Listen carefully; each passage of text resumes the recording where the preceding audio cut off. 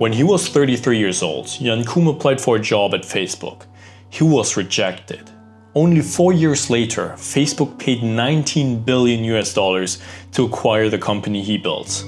He grew up in a village with no hot water. His family lived off food stamps. And for most of his teenage years, Koum didn't even own a phone. Yet somehow, this Ukrainian immigrant would go on to build one of the most powerful communication tools in the world. The company he co-founded, WhatsApp, changed how billions of people connect, and when it was acquired by Facebook in 2014, the deal became one of the largest tech acquisitions in history, $19 billion. But behind that number is a story of resilience, focus, and quiet rebellion. Koum was born in 1976 in a small village just outside of Kiev, Ukraine. He grew up under a harsh communist regime where phone lines were tapped, freedom was limited, and anti-Semitic lingered quietly in everyday life.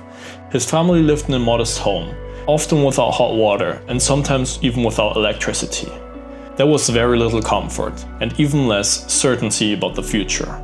But even in those conditions, Jan was naturally curious. He loved to take things apart, to figure out how they worked and find better ways to solve problems. When Jan was 16 years old, everything changed. He and his mother immigrated to the US, fleeing the political and economic instability of the post-Soviet Ukraine. His father had planned to join the family in America later. They kept in touch occasionally, but it was difficult. Jan didn't have a phone for much of his teenage years, and phone lines in Ukraine were unreliable and often monitored. Regular communication just wasn't possible.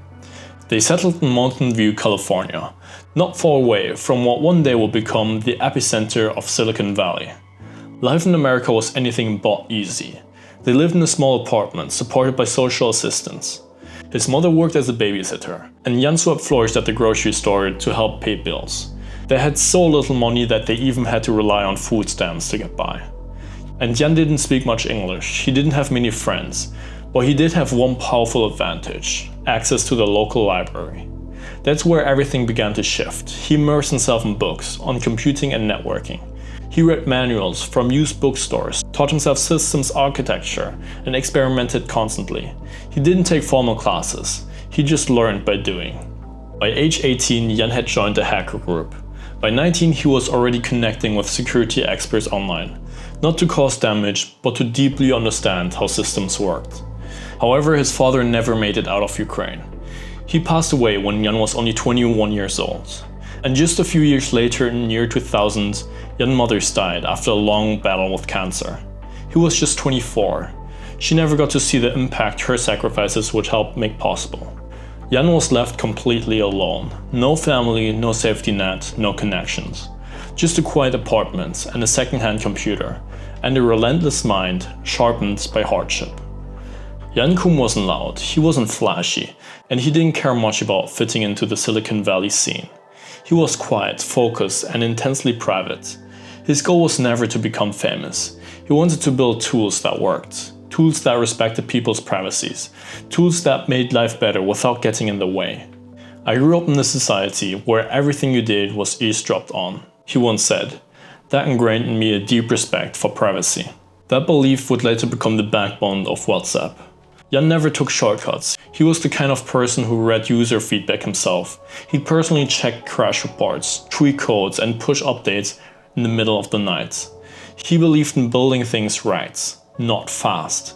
He didn't believe in ads, he didn't believe in bloated features, he didn't believe in the constant chase for attention. In a world of over-engineered apps, Jan believed in one thing: simplicity. When he was 21 years old, Jan had joined Yahoo as an infrastructure engineer. He worked there for nearly a decade, alongside Brian Acton, a laid-back coder who shared his no-nonsense approach to building software. But Jan was restless. He wasn't passionate about ad tech or large company bureaucracy.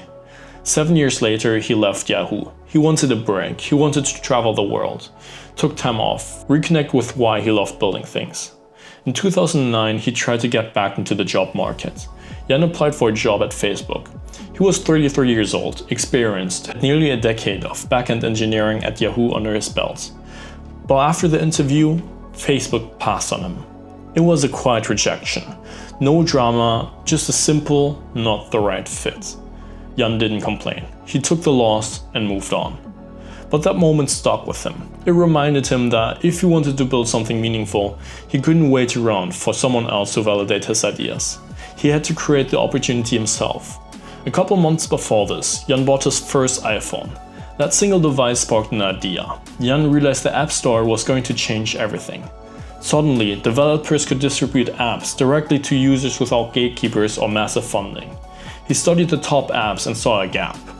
SMS messaging was still clunky, expensive and unreliable, especially across borders.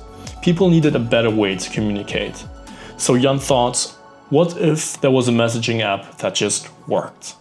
No ads, no games, no gimmicks, just a clean, fast-paced, privacy-focused experience. A simple tool to help people stay connected with friends and family wherever they are in the world. He pitched the idea to Brian Acton, who was intrigued. They had worked together for years and trusted each other's judgment. And without much planning or thinking about his idea, Jan began coding immediately. He worked out of his apartment, often spending 20-hour days learning iOS development from scratch. He named the app WhatsApp because it sounded like "What's up?", casually, friendly, and easy to remember. At first, WhatsApp was a simple status updater. You could only post a short message like "at work" or "sleeping." But when users started using the status feature like messages, sending quick updates to friends, Jan saw potential. He added the instant messaging functionality. Suddenly, WhatsApp became something more. Messages were sent instantly. Notifications popped up in real time. And most importantly, it used internet data instead of SMS, making it affordable and fast, especially for international communication. That pivot, adding real-time messaging, was the turning point. The user base started to grow, not just in the US, but globally, especially in countries where SMS was unreliable or expensive. And all of it, every line of code, every bug fix, every update, was handled by Jan himself. WhatsApp had no marketing budget, no PR team, no investor pitch decks. Just two founders, a simple product, and a clear mission. The early days of WhatsApp weren't easy at all. The app kept crashing. Updates broke features. Some users deleted the app out of frustration. Jan had to fix everything manually, often working through the night. And they had almost no funding. Every dollar mattered. Jan and Brian didn't pay themselves salaries for months. They focused entirely on building a stable, useful product. There were moments he questioned everything. Whether people actually needed the app. Whether they'd survive against their competition. Meanwhile, telecom companies were furious. WhatsApp was eating into their SMS profits. Telecoms lobbied for bans or tried to launch copycat apps to stop WhatsApp momentum. And there were technical hurdles too. Scaling globally meant building service that could handle millions of messages per second, in multiple languages, across different phone operating systems, and with limited staff, that was a Herculean task. They were also under constant pressure from investors and the media to explain their business model. How would they make money? Why weren't they monetizing their massive user base? Jan was firm. WhatsApp wouldn't run ads. He hated them. Thought they were invasive and dishonest. He believed users deserved privacy and respect, not targeting. That's how they decided to charge a nominal $1 annual fee. Enough to keep service running, but not enough to change their mission. But as user numbers exploded from millions to tens of millions, so did the operational complexity. Downtime became more costly. Users expected instant fixes. The stress became relentless. And still, Jan kept coding, kept pushing. WhatsApp was growing, but it was fragile. One wrong move and it would all collapse. That pressure shaped everything that came next.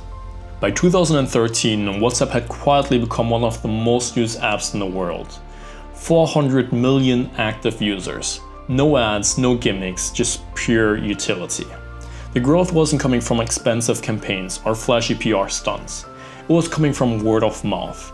Users were telling their friends and family. WhatsApp was becoming the default way to stay in touch, especially in countries with expensive SMS or unreliable infrastructure.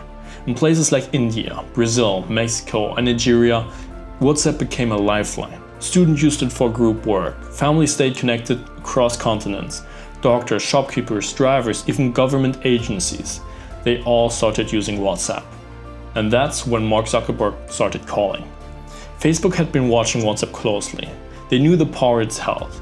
Billions of messages sent every day, deep engagement, global reach, and perhaps most importantly, trust. Zuckerberg reached out personally. He wanted to meet Jan. They started having quiet one-on-one conversations over dinner.